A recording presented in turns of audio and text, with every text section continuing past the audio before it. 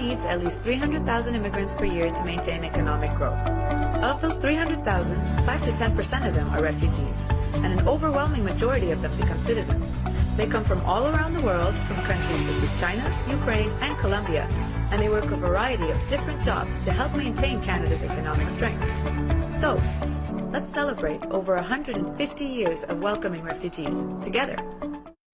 And of course, as many of you know, we welcomed many refugees here in Montreal, and some tech innovations are helping refugees here in Montreal and right across the country. And I'm joined by two gentlemen who are helping with that. I have Abdullah Daoud, Executive Director of the Refugee Centre. Welcome to the show. It's great to have you here. And Amr Murad, who is a software developer. Great to have you here as well, guys. Remember, you said during the break that you might do some rap for us here, and I might call you out, Abdullah. Might be a special treat later. All right. We'll see. We'll get to that in a bit. But let's first of all talk about the Refugee Centre and tell us about the great work that you do, Abdullah. Well, thanks also for having us on. It's a pleasure. Really nice. Well, Refugee Centre is basically a non-for-profit that started in 2015, and we wanted to kind of target the landscape and do something that other non-for-profits are not doing when it comes to refugees, and that's economic integration. So we targeted the tech sector as being the up-and-coming sector here in Montreal, and we help educate refugees and help them give them job training in the tech sector. So we do coding boot camps. We help them start their own startups, their own development projects. We have 6 teams right now in our DevBlock Social Innovation Catalyst, ranging from ideas such as Luna AI that we'll talk about later, and also a custom hot sauce company called Custom Heats, where you actually get to make custom hot sauce and it goes to your door. So refugees are being quite creative, and they're doing this with the community, and that's the great part about it. Well, I can tell you, myself and a lot of the crew, we're hot sauce fans, so I'm getting the website from you before you go. Amr, how did you get involved with the Refugee Centre? Yeah, so I'm pretty passionate about human rights. It's one of my passions, and I'm always looking to bridge the gap between my expertise, so to speak, technology, and making an impact and social impact in life. And so he came up to me with the pitch, with the idea. We want to help the application process, we want to increase the efficiency, and I was all on board with it. And that's where Luna AI comes in. This is an app that you've helped create. Tell us about the app. How does it work exactly? Yeah, so essentially the problem is the bottleneck and the lack of efficiency, and there's so many people applying right now. Yeah, as you can see right now, so it's a bot, the app. Okay. What we do is we take the PDF forms, the application forms, we group content sections of it into logical sections so that we can kind of ask them in a more conversational way, a more human way to the asylum seeker. And then we extract the information from what their answers are. We then map them back to the original PDFs, we send it to them, and then they have the application filled without even seeing the application forms themselves. That is amazing.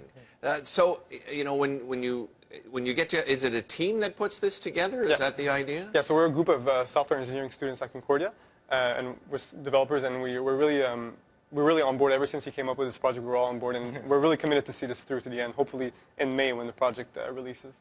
And Abdullah, this is one of 6 teams, right, that are working. So what are some of the other projects that the teams are working on? So we have another project called Compass, and Compass is a very interesting project that actually helps newcomers navigate through Montreal in the Canadian system through the application. So, for example, if you need to find out how to get housing here, you can kind of get complicated, like what's a 2.5, what's a 1.5, what's a 3.5, and then so it'll actually ask you what you're looking for and output an actual Kijiji page with all the different listings. It'll book appointments for you to get your health card done or go get an appointment done with a doctor. It'll help you navigate through the Canadian system through an application. We also have a project coming up in January with a couple of refugees that are going to create a virtual classroom where an artificial intelligence will actually teach you language and teach you different things. So that way refugees and asylum seekers are more prepared before they come to Canada. And one of the great things about Luna AI as well is that it kind of helps the Canadian government navigate through all of this. It kind of eliminates the bottleneck. It helps everybody. Exactly, right? It really does. We don't need translators anymore. We don't need clerks, because you can actually, when the project is done, you can actually speak to it in Spanish or Arabic or Creole, and it'll output the document in English. So that's the cool part. So, you know, there is this gap between the tech and innovation world and the non-for-profit world, and we're trying to bridge that gap.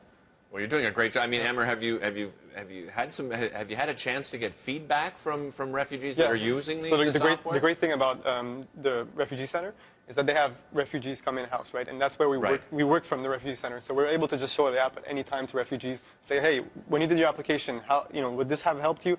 And is this a good user experience? How would we change it? How would you feel about this application? And it's really easy to get quick feedback from refugees themselves. And Bill, we're running out of time. Just quickly, you have an upcoming event called Block Hacks. Tell us quickly about that. So it's a hackathon. It's a 24-hour event. We teamed up with the UNHCR, so it's the United Nations Refugee Agency, and they're giving us actually a real-time problem that they're facing right now internationally and domestically, and we're giving the community and participants 24 hours to hack it. We're going to have great workshops there from industry, so Google will be there, IBM will be there. We're sponsored by JetBrains. So we're having this great community support, especially from industry and especially from participants. We're expecting over 300 people, hopefully over 400 after this show. But I guarantee that, listen, just after hearing what you guys have described and the great work that you're doing, congratulations to all of you. Thank you so much for joining us. Blockhacks.com, by the way, if you want to sign up and register and get over that 400 mark. We'll be back with more BT right after this.